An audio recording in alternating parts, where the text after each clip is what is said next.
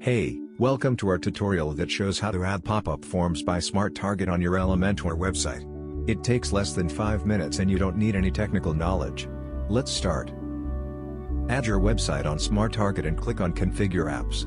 Scroll a bit down and you will see the Popup Forms app. Click on Connect app. Now let's start to configure it. First, you can choose if you would like to show the pop-up automatically when page is loaded or as a floating button that will be located on one of the corners or on the side.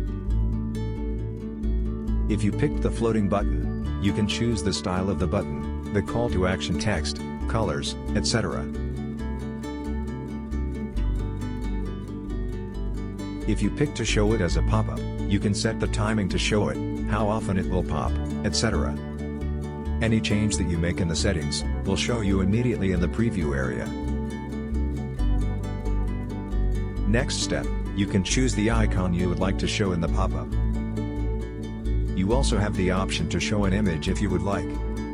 You can also show text only by choosing none. The last option is to choose which information you would like your customers to fill in the form. Pick which field is mandatory or optional and add as many fields as you want. For example, you can ask for a phone number.